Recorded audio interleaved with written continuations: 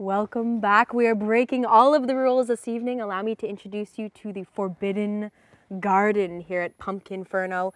I thought that I had reached my favorite part of the tour when we were looking at the dragon earlier, but this garden is pretty phenomenal as well. Yeah, Sorry to interrupt. cool and spooky, isn't it? Cool and spooky, much like the entire exhibit, but family friendly. Here to tell me more about it, Neil Shorthouse, Special Events Officer with the St. Lawrence Parks Commission. How neat is it to see everything coming to life? It's been a long road.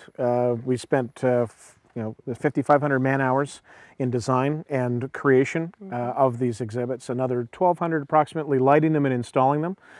So to see them come to life is truly gratifying. I can completely understand that. And it'll be neat when the doors open on Friday too, to see all of the people come through and you can get all of the reaction, because whether you are interested in the intricate artistry that went into each pumpkin, or just like the lights and the coyotes in the background, it'll be great for people of all ages, really. Yeah, it certainly will. It truly is a family event. We've designed it not as a scary Halloween theme. It's more of a seasonal theme. So we have fall that we've drawn inspiration from. But because we're on such a historic site, such as Upper Canada Village, we've drawn a lot of inspiration from the village itself. So as we're just about to come up on the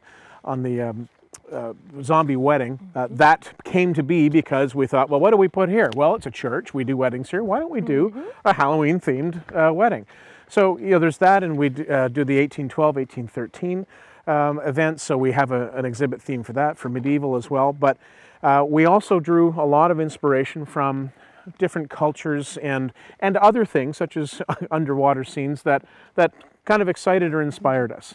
And we didn't show you the underwater scene throughout the show for a very specific reason. I understand you wanted to keep that hidden because it's one of the very best parts of the tour.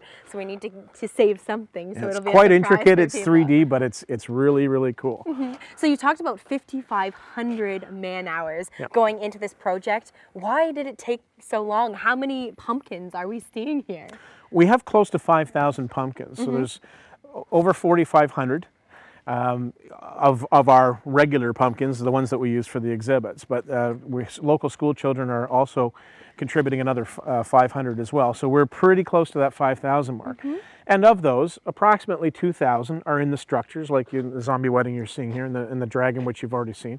But there's another 2,000 or so that are all individual pumpkins. And the thing to keep in mind here is that they're all hand carved. So all the design files that we used were drawn, they were digital, but they were drawn by our artists.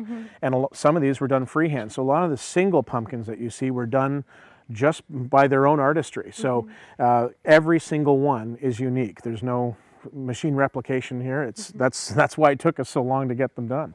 And what an investment, though, because all of the pumpkins are artificial. They can be stored at the end of October when Pumpkinferno comes to a close, and then hopefully, providing all 20,000 of those people that you are expecting come through, we can do it all again next year. Yeah, you're right. It was a big investment. We've had some great community partners step up, both with accommodations and just regular businesses in the area. They're doing a lot of promotion on our behalf as well. So we hope to draw people from as far west as Toronto, as far north as Ottawa, and as far east as Montreal.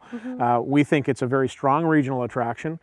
And especially with the Celebrate Ontario grant, we were able to fund this, and we hope that we've built a legacy here.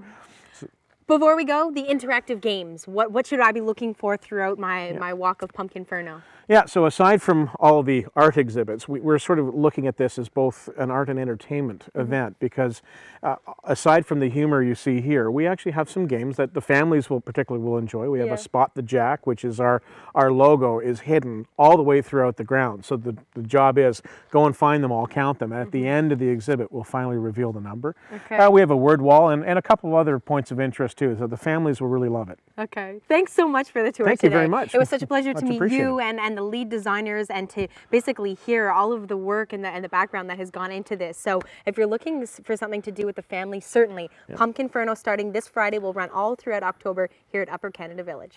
Look forward to seeing you. Thanks.